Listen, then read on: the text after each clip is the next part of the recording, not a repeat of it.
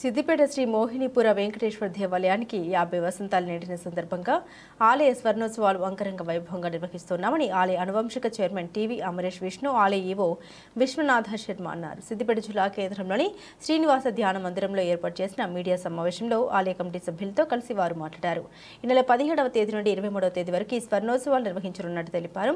స్వర్ణోత్సవాల్లో భాగంగా ఈ నెల 20న శ్రీ భూనీల సమేత శ్రీ శ్రీనివాస కళ్యాణ మహోత్సవం నిర్వహిస్తున్నామని తెలిపారు.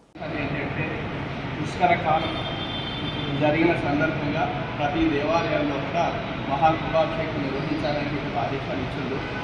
వారి మన దేవస్థానంలో కూడా 4 పుష్కరాలు అయిపోయింది.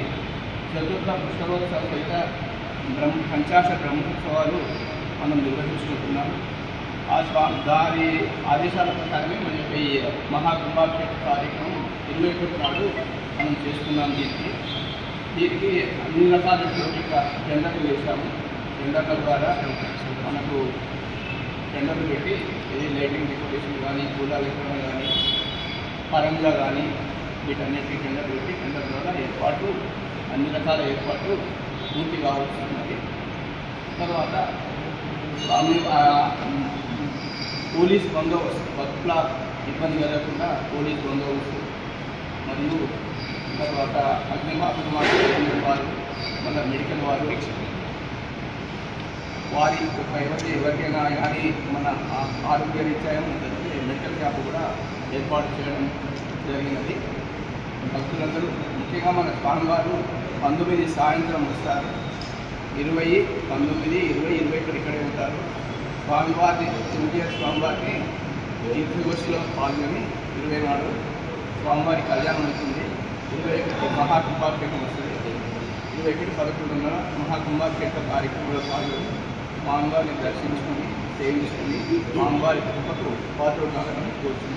మే వరకు శ్రీ మోహినీపుర వెంకటేశ్వర ఆలయ స్వర్ణోత్సవాలు అత్యంత వైభవపేతంగా కన్నుల పండుగ నిర్వహిస్తున్నాం.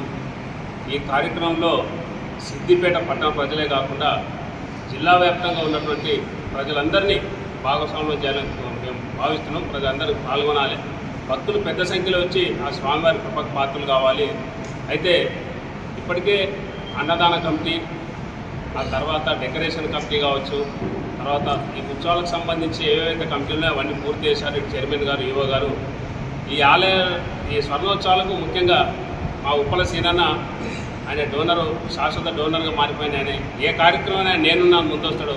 దాంతోపాటు మా అయితే పురుషోత్తం అన్న, మా చంద్రాస్ అన్న, ఉక్కరాజు అన్న, వీళ్ళంతా ముందు ఉండి ఇక్కడ కార్యక్రమాలు నడిపిస్తున్నారు.